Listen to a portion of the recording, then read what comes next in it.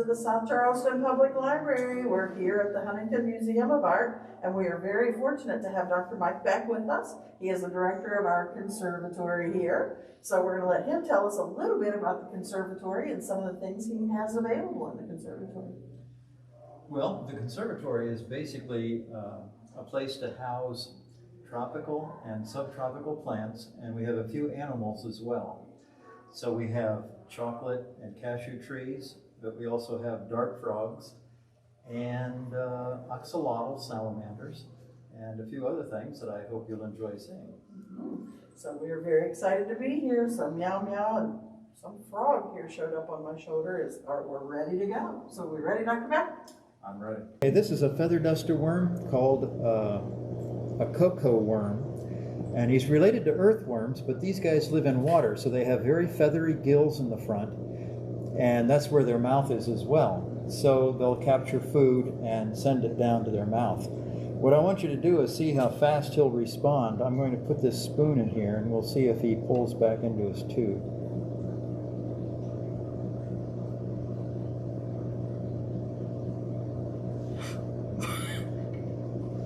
He's pretty fast.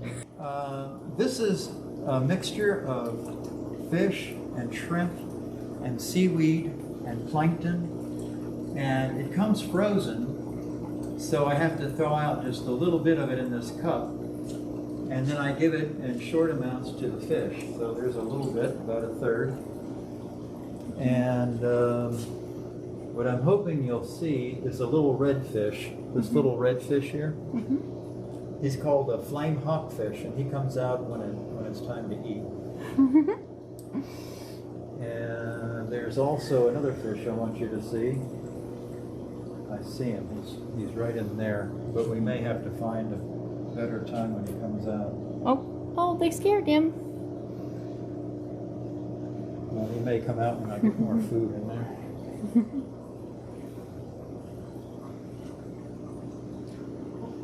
Let's see if that entices him out.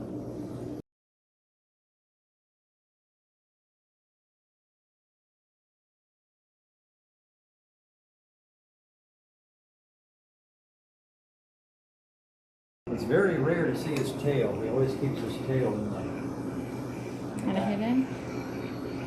And what kind of fish is he? Oh, he is called a convict goby. And he got his name because he has stripes. He looks like an eel, but he really isn't. He's just a long fish. In here you can kind of see there are clownfish eggs. And I was informed by Dr. Beck that the male clownfish here is actually working on cleaning his home. Can you see them? It has spines on it. I hope you can see the spines, but if you look closely, you'll see little soft tube feet. And the little tube feet allow it to move. There are also some little pinchers in there called pedicelaria. And if a barnacle baby tries to land on there and grow on it, the little pedicelaria will pinch it and kill it. And the little tube feet are like the little suction cuppy things. Correct. You see at the end? Okay. And I don't know if you can see it, but there is a mouth right in the middle of the bottom.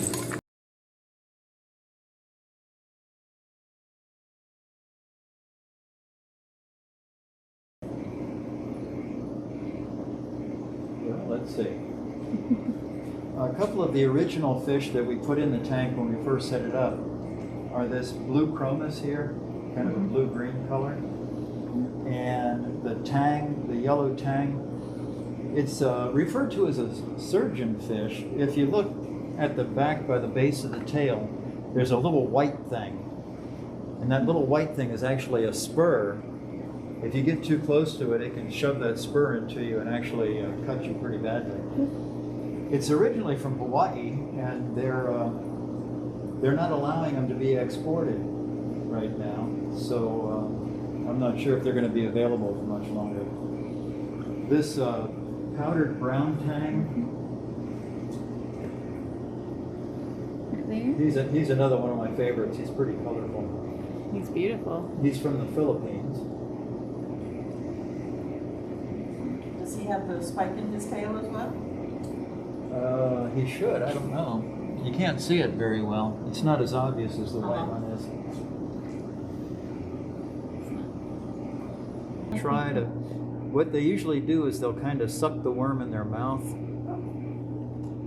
And it usually scares me when he does.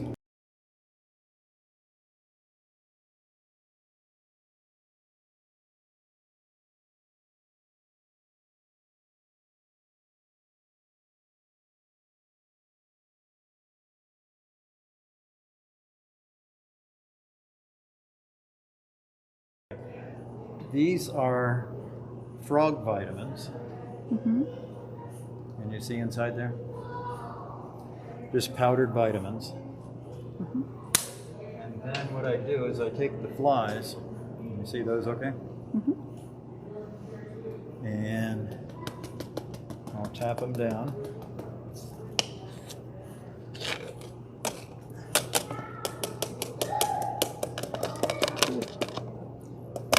You're probably thinking that's a lot of flies. Now I'm going to add even more. Because this is getting them ready for the long weekend. Okay.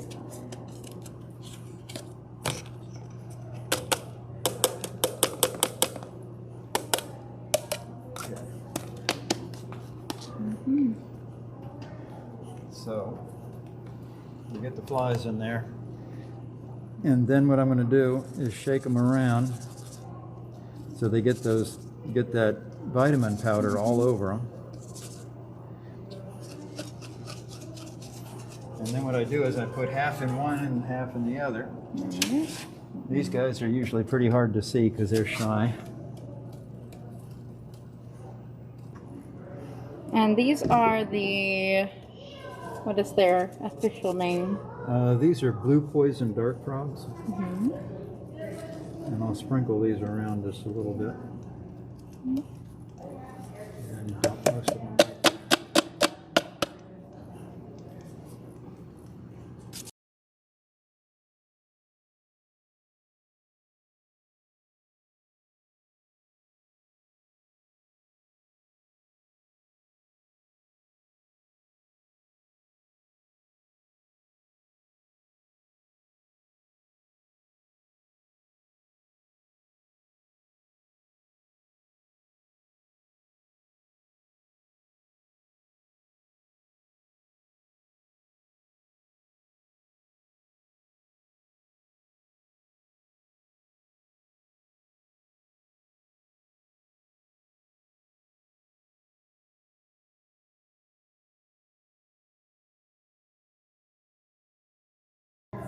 You may have noticed the green spoons in there. Mm-hmm. The green spoons are actually put in there because the frogs lay their eggs on leaves.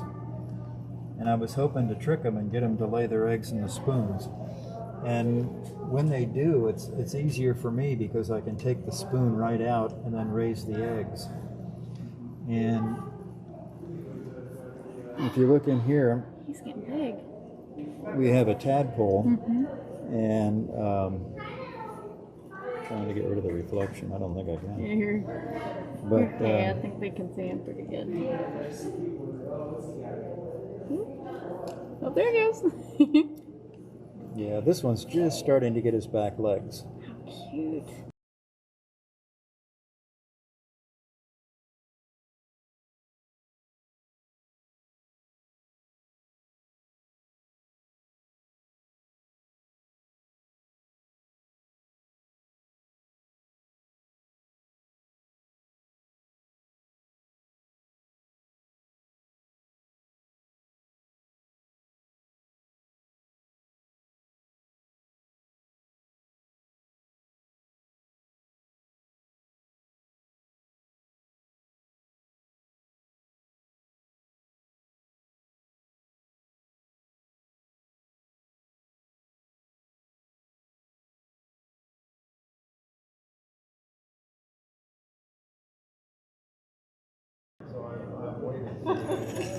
So the yellow one has these like frills on his face. Do those serve a purpose besides just being like pretty? The little barbels, actually, if you look close, they all do. That's Yeah. characteristic of koi. Okay. Goldfish don't have those. Yeah, can you see You're the good. pictures on this? These are actually part of the leaf. This one is still expanding. And this one is fairly recent. They have a little bit of water in the bottom, and what happens is a little insect will crawl across here and fall in. He'll drown, and then the plant will digest him. And then the plant can use the nutrients out of the insect. And this is really helpful for this pitcher plant because it can grow in poor soil because it can get its nutrients from ants. I thought it'd be kind of fun to see if there's any. This is an old pitcher. And I don't know if there's going to be anything in here or not. So it's kind of hard to see. Okay. But these are the remains of the insects. There's the wings on a cockroach. Yeah. And then there's various legs and things in the bottom. That's crazy. This is another one here. All right. These are the flowers on a chocolate tree. And if you can get this in focus right here, this is a fruit. That's one of the chocolate pods. And the chocolate pod will get up, it'll eventually get as big as my hand. And it'll have a whole bunch of seeds on the inside, and that's where we get chocolate. This is a mango. I don't know if people like mangoes or not. But it just started flowering, and you can see that there's little tiny mangoes just starting to form here. Little tiny green mangoes. Let's get in on those.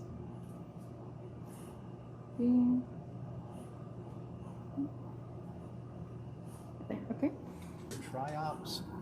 Oh, cool. And you can buy them in little kits.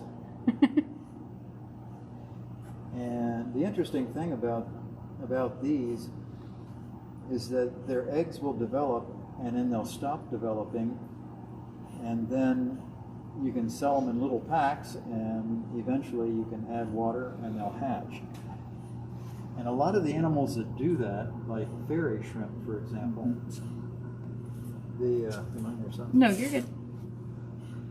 A lot of those animals live in what we call vernal pools. And the vernal pools are temporary pools in the spring that fill with water, and then the eggs hatch, and then the little animal has to develop and lay eggs before the pond dries up.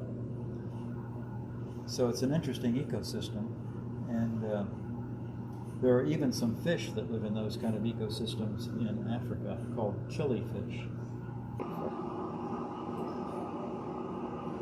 A lot of people like this lower one. Yeah. It's referred to as a spider orchid. You can see why. It is kind of interesting, the resurrection lily over there. It's really a kind of ginger, but the flowers come up before the leaves do.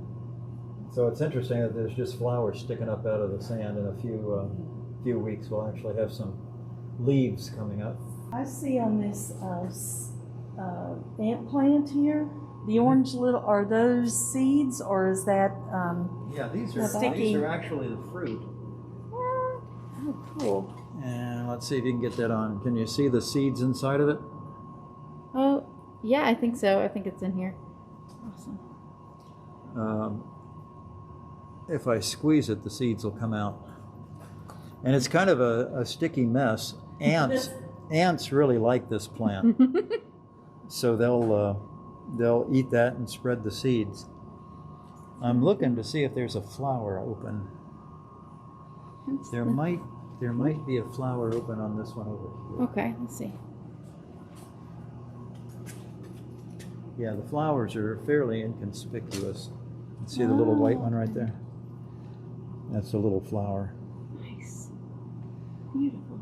And the interesting thing about the ant plant is that the stem is very thick at the base, and the plant itself makes little tunnels inside its own stem. And then ants find the tunnels and lay their eggs and then raise the little babies inside. This particular one had some damage. Something chewed on it. So I think if I lift it up, you'll be able to see where it has been damaged. Oh. And can you see how the dark brown is where the tunnels were? And the light can is where the walls were of the plant. And let's see, if you look over here, you can see some of the entrance tunnels, the little cave that the ants find to go in. So do they have like a symbiotic relationship? Does the Indeed. ants do something for the plant? Yeah, actually it's a mutualistic relationship. They both benefit. The ants have a home to live in and protection from the weather. The plant gets the ant waste, their excrement, their pee and their poop, and that helps feed the plant. Because these plants grow up in trees as epiphytes, so the plant actually just sits on the branch. There's no soil, so the only way for this plant to get food is from the ant waste. So they benefit very nicely. And not only that, but sometimes if an animal will start chewing on the plant, the ants will come out and attack it. So it's a nice protection for the plant too. So that's also a tree that also lives in a tree? Correct. Wow. Oh, let me see. It's not growing in dirt, it's growing on bark. So we try to make it think it's sitting on a tree branch by planting it on bark. And in this one, it's bark, charcoal, and perlite. The white perlite just is a rock or a mineral, and it just keeps the soil loose so it doesn't get compacted. Okay, this is our lemon tree. And the lemon tree's in bloom, and the lemon tree's kind of cute because it has these little flowers on it. And after the flower blooms, we'll get little tiny lemons start to form. Can you see these down here? Right there? And once the lemons form, then they'll start getting bigger and bigger like these. And eventually they'll get to be the size of a lemon that you're used to in the grocery store, about 2 inches. So this is a bleeding heart? So you get an idea of why they call it a flaming sword. And believe it or not, that's just the stem that the flowers will come out of. The flowers are actually yellow. That's awesome. And are these the bromeliads? Yeah, these are bromeliads, and just like the ant plant, these guys grow up on trees too. Look what we have them potted in. It's a little easier to see these. They're potted in pieces of bark. And while we're talking about it, the orchids that we grow here, the orchid flowers also grow in bark because they're epiphytes. And you were telling us last time we were here about the poison dart frogs, and in nature, they lay their eggs in these kind of plants, right? Yeah, a lot of the frogs will lay their eggs in these because these are growing up in trees. And this one has a good example of water that you can see here. And so they're like little swimming pools that are up in the trees, and the frogs can go in there and lay their eggs. And a lot of insects lay their eggs in there too, so they're a little ecosystem unto themselves. But that's pretty helpful to have a source of water way up in trees. Yeah, the turtle plant's kind of interesting because it's actually in the yam family. And a lot of the tropical plants, their yearly cycle is based on water availability. So when it's very dry, all you see is this corky bark. And then when the spring rains come, the vines will start growing up. And the funny thing about this is the vines grow very long, and I tried to put them on a trellis, but it kind of left the trellis and went all the way down the window, and it's climbing up in the sugar cane. And it's gone up in the sugar cane and come down and gone back up again. So it's a little out of hand. The unfortunate thing is that it'll do that in the spring, and then about the time winter comes around and the heat pipes start getting warm, it'll cause a lot of the leaves to turn brown. That's why it's so bare. Through there. But it's okay up there. And the little mangrove pond here, I think they might think is cool. Well, this is a mango grove tree. It's one of my favorite things in this place because it produces these little stems or roots that come up out of the water to get air. It helps provide the plant with oxygen because most of the roots are down where it's what we call anoxic, or it doesn't have any oxygen because the soil is waterlogged. And then this plant, I'm not sure where you're photographing. I'm good. This plant is actually a fern, Mm-hmm. and it's just growing on the surface of the water. It just floats on the water and lets the roots hang down. And that's pretty handy for the fern. If you try, can you get this? Mm-hmm. If you try to sink it, it'll come right back up because there's little hairs that hold the air. And so if it's windy or something, it doesn't matter because the plant will still come back up to the surface. Neat. Yeah, these are kumquat fruits right here, and they will eventually turn an orange color when they're ripe. And the interesting thing about these is they're actually in the citrus family, and they're very sour in the pulp, but the rind of the fruit is sweet. So if you eat it all at one time, it tastes pretty good. Yeah, this is another kind of ginger, just like the resurrection plant over there. But this one, these are actually bracts. So this is another case where the flower is actually yellow. And if you look down between the bracts, you might be able to see just a little bit of a yellow bit peeking out. And eventually those will expand and the flower will be about an inch long. Okay. Alright, so this is our... Well, if you notice, the worm is gone. So he eventually got it down his throat. Oxalotls are kind of unusual. They're a salamander from Mexico. And most salamanders that you might be familiar with, like maybe the tiger salamander here in West Virginia, is that they'll develop lungs eventually and come out of the water onto land. But oxalotls don't do that. They stay in what we call a juvenile state all their lives, and so they keep these feathery gills. You can see them along their neck. I think you can see 6 of them there. And so they'll continue to breathe with gills, or get oxygen through their gills. And actually, they'll keep their gills and still mate and produce eggs while they still have their gills. There aren't any other salamanders that do that. And this guy is our male. I put him in a separate tub to make it easier to film. And I'm going to leave him here for a couple of weeks so that I can reintroduce him into the pond, and maybe he'll mate with the females and we'll get some eggs. This is their pond that they... Yeah, all of our plants in the pond are potted. It just makes them easier to work with. Yeah, this is one of my favorites. If you look, it is potted in a plastic cup, actually. But one of the things I like about it is that it's called the Madagascar lace plant because the plant leaves have kind of a lacy look. I guess it allows for water to flow through, but I think it's quite a pretty plant. And it is from Madagascar, just off the coast of Africa. So in addition to art here at the museum, we also have a series of nature trails.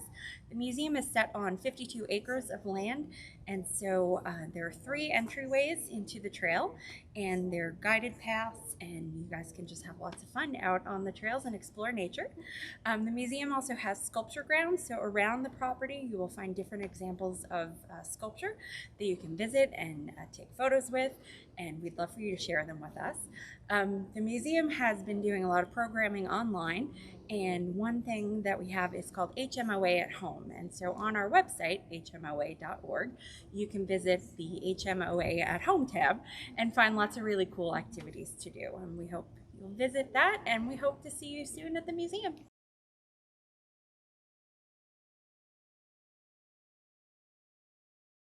Hey guys, we're live here at the Huntington Museum of Art. Here you can see we're right outside their nature trails. But here again you can see the entrance to the north trail of the nature trail, and there are more around the back of the building. You can see a lot of the flowers, but it's just around the side of the Huntington Museum. You can see on the museum building there are some artworks back here that you don't see around the front. And that's going to conclude our journey at the Huntington Museum of Art for the day, is showing you their nature area. So if you come to visit the museum and you want to share your experience with us, please feel free to hashtag us. You can hashtag us at HMOA. You can also hashtag us if you're on the trails, HMA Trails, and the hashtag Huntington Museum of Art.